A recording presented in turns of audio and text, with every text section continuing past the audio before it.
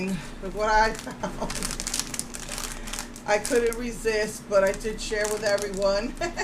I had my brother, his family, it wasn't something I ate just alone.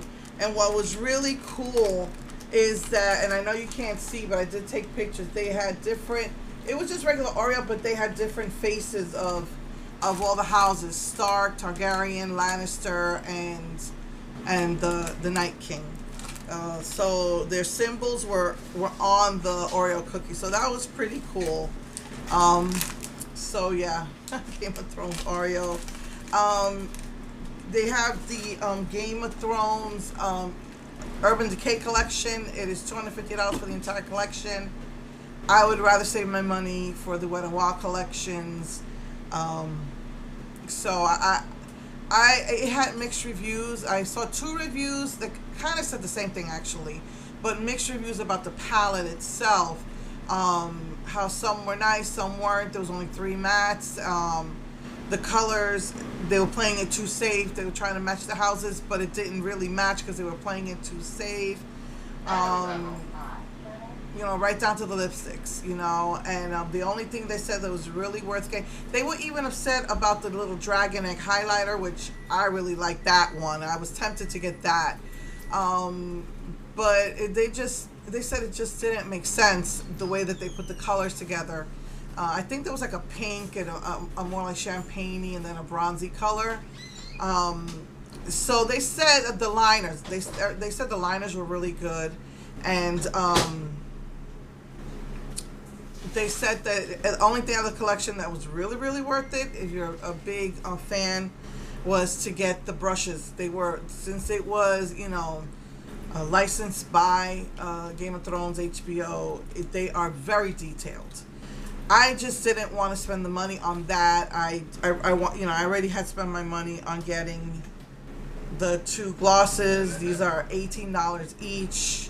And she's the only high-end I buy from. And I sometimes buy from Urban Decay, but really I like their eyeshadows, and I look for specific, some specific eyeshadows that they may have, like the moon dust shadows, So, I just didn't feel like spending $250. I still owe for these collections that keep coming out by Wet n Wild, and so I just didn't want to put out that money. I mean, the camera collection was $50. I would prefer to spend my money on those things. So yeah, speaking of Game of Thrones, now I can talk to you about last week's episode, not this past Sunday, but the Sunday before, and my opinions on Jamie. I know you've got to be caught up by now. So Jamie and Bronn, finally, Jamie went to Bronn and apologized, which to me is not enough. Most people, like I said last time, feel he has suffered and he's done some good. Bronn forgave him. Bronn just said, I'm not angry with you, and he says, you could have had me killed by telling everyone. But Bronn said then you wouldn't be here to help us defeat the White Walkers. Which still stands to be proven if you saw this last episode. Now it is Thursday. Most of you should have seen it by now. But let me tell you, after watching Endgame, which was so emotional, and I'm watching that intense battle, I was emotionally exhausted up until I think yesterday. I think today I finally got some energy back, but that's because I don't have any appointments and I can just rest.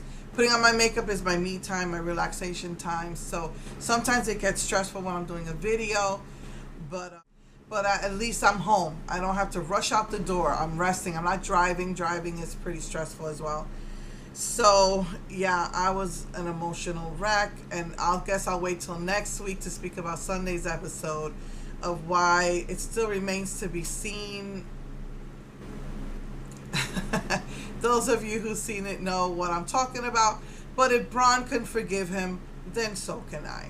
And he has he seems to be admitting his faults now, and he seems to be treating Bree better because you can tell that she's in love with him, but whenever he's around his sister, he ignores her. Whenever he's back home, so then he was kind to her, and he knighted her, before the big battle. So next week I want to talk more about this past Sunday's episode, because they give everybody a chance to catch up.